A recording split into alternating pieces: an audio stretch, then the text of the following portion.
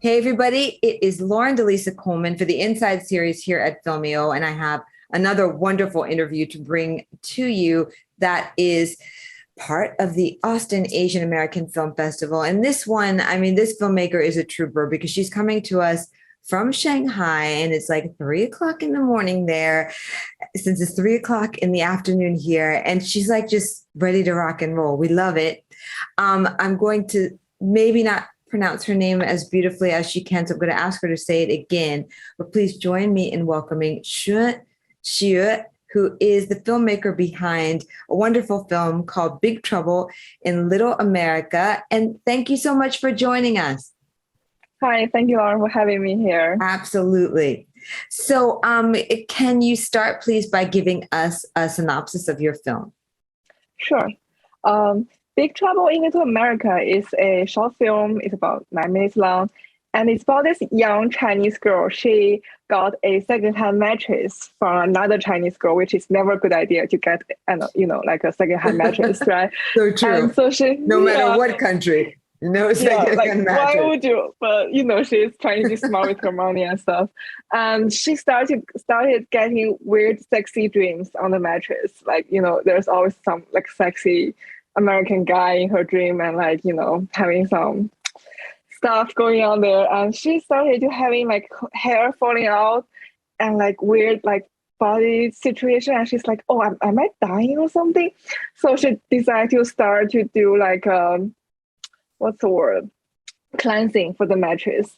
And the whole movie is about she's trying to cleanse the mattress in different ways, like her ways or the American ways, yada, yada, something like this.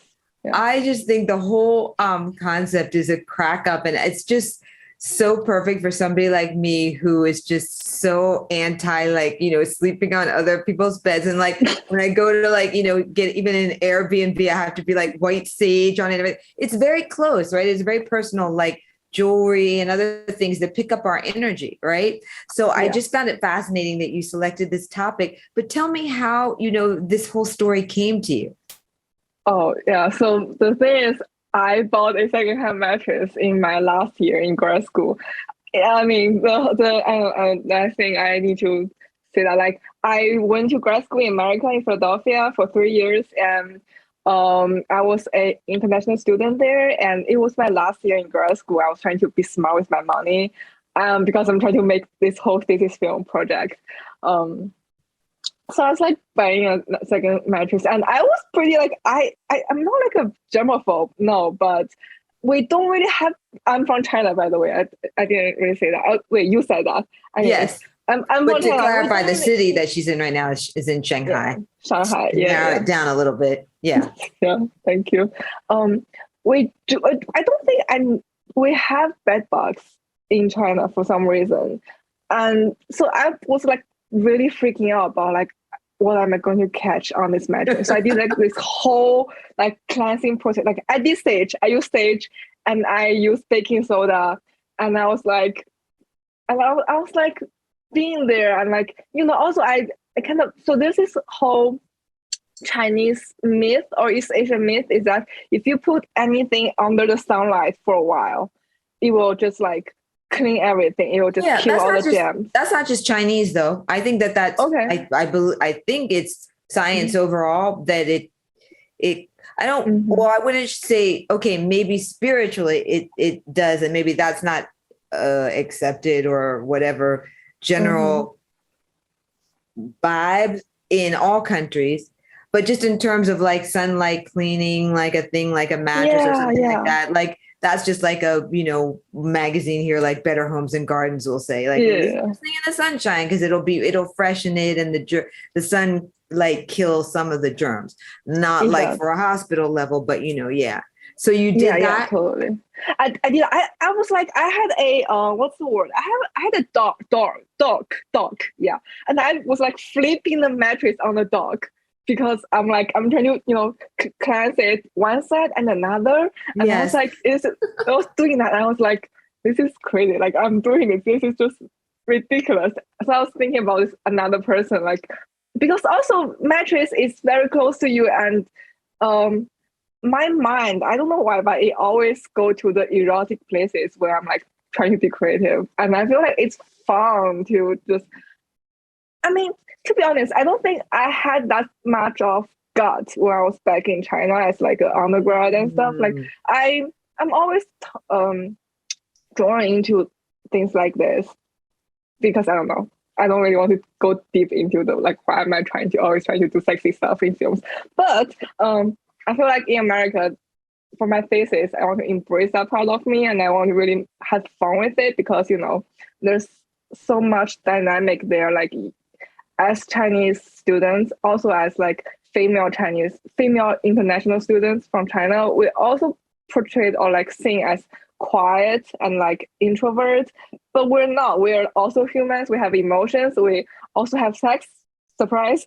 So I want to try to like not to explore that, but like to declare that like we are this, and we also kind of struggle with this too because sex is, like I said, back in China, I wasn't like really capable of explore this topic because I felt embarrassed or I felt like people judge me for what I'm doing, stuff like that.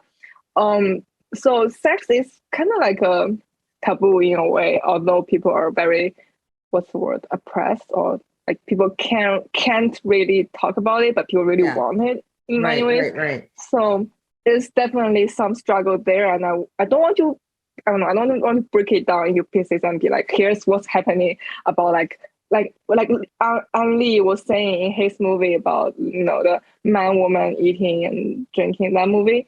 Like this is like the 500 years of history of people just like cannot really talk about sex and stuff. I want to be like that, but I want to be like, here's a piece of it, and you know, this happened. Yeah. So then you just decided to kind of take your own experiences and expand upon them, it sounds like. Yeah, definitely. Also, there's another thing, like because this whole like dating like a American guys situation, like this whole thing, I kind of want to just talk about it because there's this one character in the very beginning of the film. He's like the driver that's helping the Chinese girl to move the mattress because, you know, when you're an international student in a different country, you tend to go to like, you know, other Chinese for help. You have your own, like we have Chinatown, right? Like you hire like Chinese mover, you go to a Chinese barber shop, and hair salon actually, and you go to Chinese restaurants. So I feel like that's another community there. Like in the beginning of the film, the mover, he was like so the girl, she was buying like a mattress from another Chinese girl.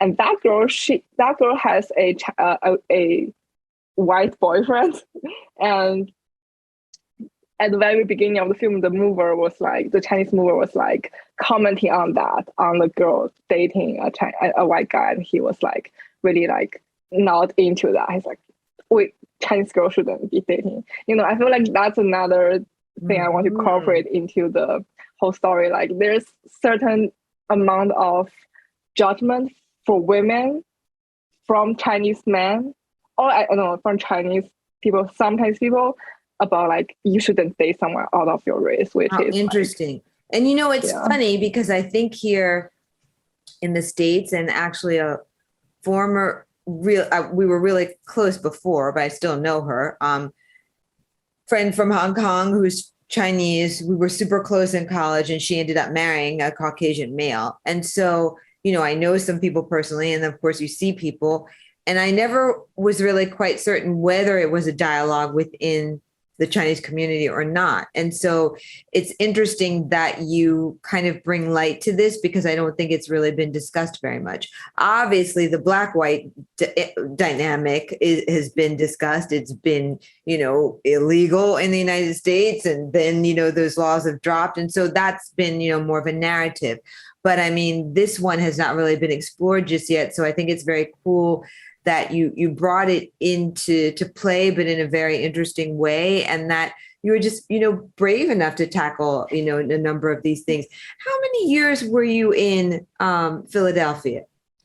3 years. But that's it, though. Yeah, that's it. I feel like you really picked up on like the Western vibe, like immensely while you were there. Yeah. I mean, I feel like one thing is I'm really talkative. Like I cannot stop talking. I just really love expressing myself and talk to people. And I also was like doing, sorry, I was my Chinese was like breaking through my English. That's okay. It's early in the morning there, and it's the second language. I think we'll make many exceptions for you. No worries. Yeah, so I was doing a teaching assistant position back in Temple, and that really helped me because I have to like teach American students about screenwriting and about filmmaking. Yeah. Another thing is I'm a huge fan of YouTube. Like I spend too much time. Yeah. And like English there is just more aura, more like everyday stuff. So sure. It's with a lot of slang, etc. And you're picking up on the mannerisms, the expressions, which is all part of the communication. So okay, now I see. Yeah. So tell me a little bit about the kind of film student experience at Temple, at least from your perspective. Yeah. It was really fun. It's a very small group of people. I remember by the end we have like 5 people in my class, and we have like this whole thesis class, and we talk every week about our project. And I feel like it was a painful experience. Was it really? I don't want my professor to see this part, but anyway, no. I mean, I don't know. I feel like grad school for me was really just like I was, how do I say that? Like I didn't watch the movie Doctor Strange, but I remember that scene where he was like in a temple and he's like trying to do monk stuff. It was like that. It was like really just hard, and it's a 3-year program, and I remember I ended up making like 5 or 6 small projects for the 3 years.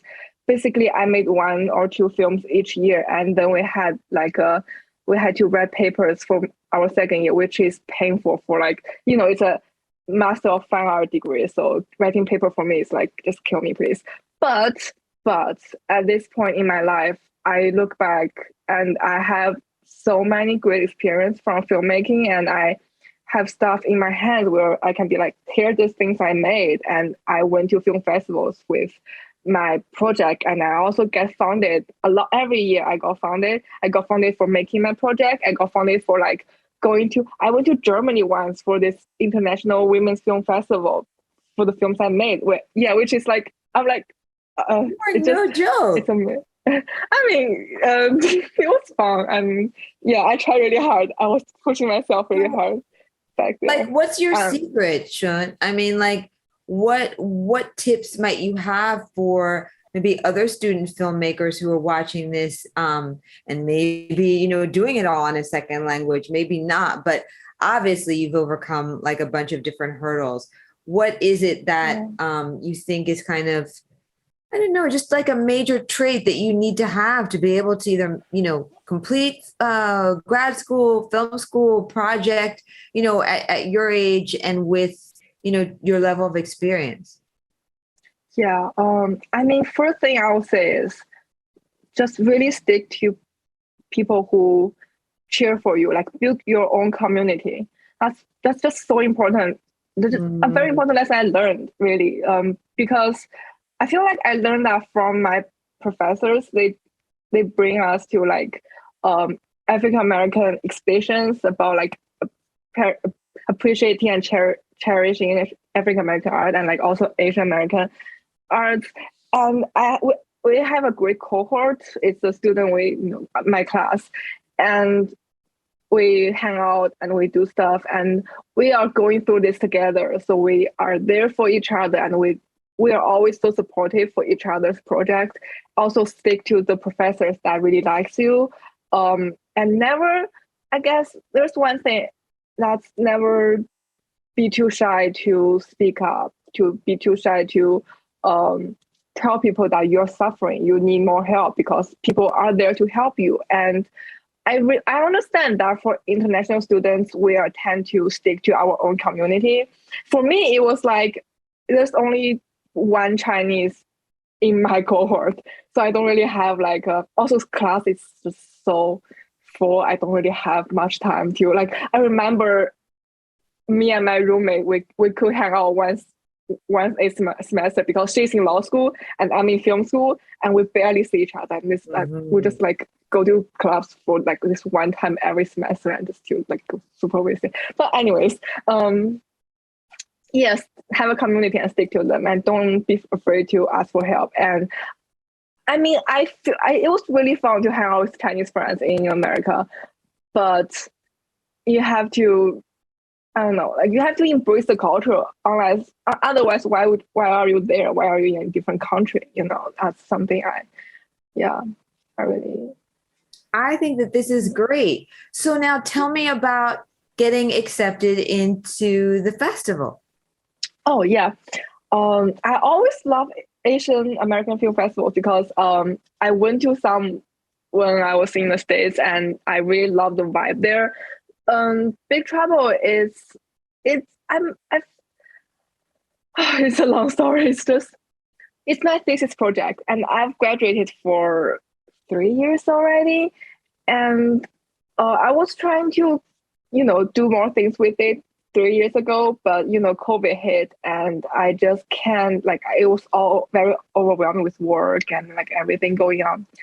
So it's been sitting there for a long while, and at one point I was just like lying down in bed, and I was like, I have to get it out there because a film is never really a film for me unless it's been seen. So I started submitting film festivals, and submitting to Asian American Film Festival is like a huge thing for me because I'm Chinese, and if you look at the cast and crew list, many amazing, like especially female filmmakers are Asian Americans on my cast and in my crew. So yeah, and Austin just accepted me, and this is actually my world premiere, and they put me in the opening night before the opening night. Wow, what's the word? Opening night long film. So yeah, I'm just really just grateful, and they're just being so nice to me, and the communication has been so nice. I wish I could be there. I wish I could be there to enjoy the red carpet and everything, but we just finished a lockdown in Shanghai, so I can't really travel anywhere right now. But yeah, I'm really just happy that the film is seen, and it's being seen, like I was mentioning before, in a great community, in a Asian American film festival setting, which I know the film will be understood by many people, and it may have some, get some empathy, and maybe just encourage people to make more projects in the future. I think that that's great. So what do you want audiences to take away most when they see this at the festival, or when they did, because now this is after opening night, still the festival, but yeah. I don't know. I want them to be like, oh, that's insane. Like, there's this I'm going to digress a little bit. I just watched Everything Everywhere All at Once a month ago, and I feel like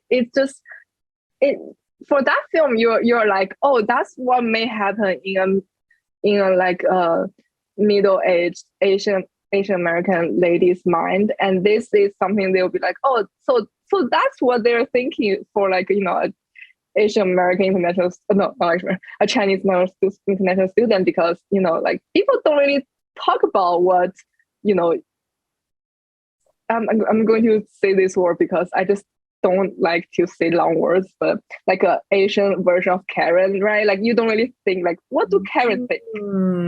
But Karens are people too. They're human beings too, And for me, it's more like, yeah, you think as Chinese students we're quiet and stuff, or like you maybe Asians are just like this whole image, but we're not. We're just we have sexy dreams. We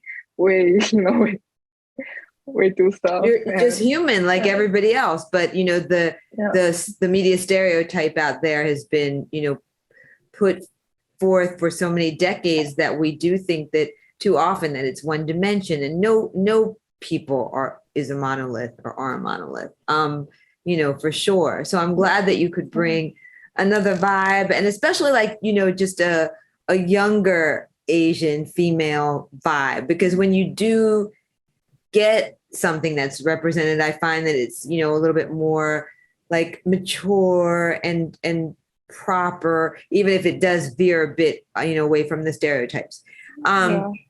Of course, not quite the same in like, Crazy Rich Asians or something like that, but that is more, of course, of a narrative that is just doing something different. You're just talking about regular homegirl, like, Asian girl buying this like thing and, money issues and trying to just make sure her thing is clean, like real every day. And I think it just makes, everything a lot more accessible, right? Or just getting into that world is a lot more accessible because of the way that you've kind of drawn us into it. So I think you definitely have to be proud. What's going to be next coming up for you? Because if you're like up and doing interviews at 3:00 in the morning and, really like tackling everything, I can only imagine what's going to be next. You may be surprised because I don't really have, so I don't know how you will feel about this story, but I came back to China and I started to work in the video game industry. And it's my interesting. Making the bugs. But it's crack up. But it's still storytelling, right? It's storytelling just in a different manner, right? Yeah. And I do believe I love playing video games, especially on my phone, and I do believe in interactive storytelling. And I do think it's I think people should start getting into it because it's going to be the future. No matter what, like it's happening already, so might as well. But but I worked in the industry for 2 years and I hated it because it's very man-centric and misogyny is like everyday thing. I just feel weird talking about this like it's normal, but it shouldn't be. So I quit and I'm just freelancing right now, and I do want to make more projects in the future. I am making a sexy video game right now with my friends. No. Good for you. Thank you. It's just I like how like I can just keep embracing what I feel and what I like as like this. That's another thing I like how Temple introduced me to, because Temple is not like other film schools in like the West Coast. It's more like independent.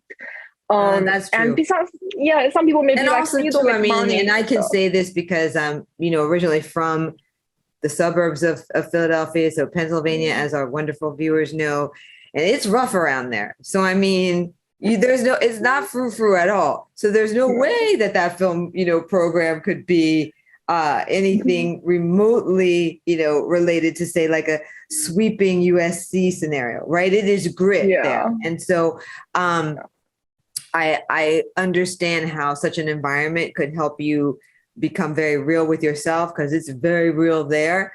Sometimes too real.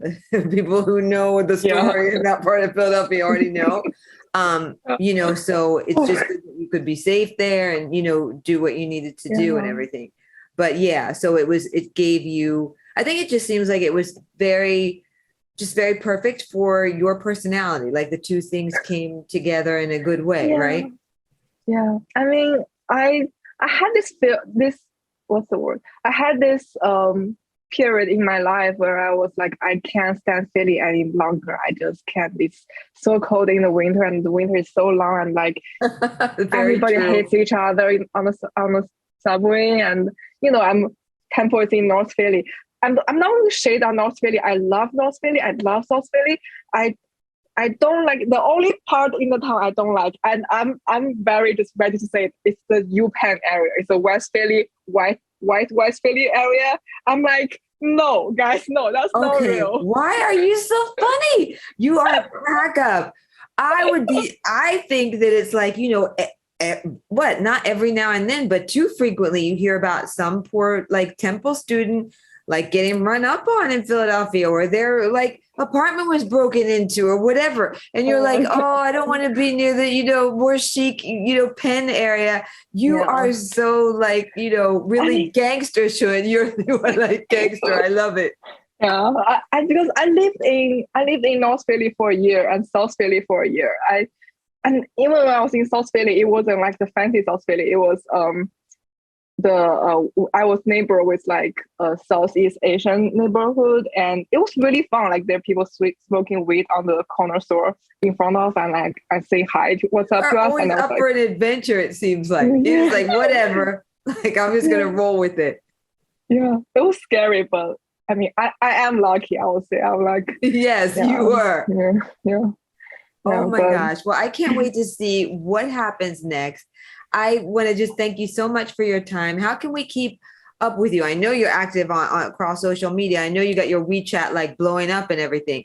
But for those who might not be on like WeChat or whatever, are you also active across the typical American platforms too? Yeah. I have an Instagram account that I'm going to try to post more frequently. It's at Narrative Island, narrative as in narrative storytelling, island as in the island. It's my public account, so you can definitely find me there. And I also put my personal account on there, so you can reach out to me if you want. And if you're on WeChat like I am, what's your WeChat? Oh, my WeChat name is just embarrassing. Okay, then you don't have to share it if you don't want to. I have this like emo stage, right? Like once in a while you're like emo at like 2 a.m. and you're like, I want to change my WeChat account, right? And like you can't change it, like you can only change it once a year for WeChat. I know. So I have to like I'm stuck with it for like. Okay, so after all that, now what is it? I'm scared. It's Evite, like not Evite, but like only Evite, and down slash. How do you say it? Like the backslash? No, underscore and a dash underscore and BOM. Boom is because boom is in Korean. I'm Chinese, but like I love Korean culture. I love all cultures. Don't come at me, I guess. Boom is boom is flower. But it also means in English it sounds like boom, as in the bomb going off. So I really like this word. Got it. Yeah. Oh my gosh, you are too funny. I can only imagine how you are at like 8 p.m. like a regular time frame. Because if you're like this, I'm pretty bad. Oh my gosh. Well, anything else you want to add quickly before we wrap up? I don't know, like for any Asian American or Asian filmmakers out there, just don't stop making film, because we've seen like everything everywhere all at once, and we know we are capable of making great stuff. And yeah, we have to stick to it and make content. Yeah. Love it. Thank you so much for getting up and taking the time to do this. You guys, I hope that you have enjoyed this interview. You have to admit, like, Shun is a crack up, huh? I mean, just so much fun. So definitely follow her. And we will be bringing you more, as always, right here on the Inside series at Filmio. I am Lauren DeLisa Coleman. Thank you so much for watching.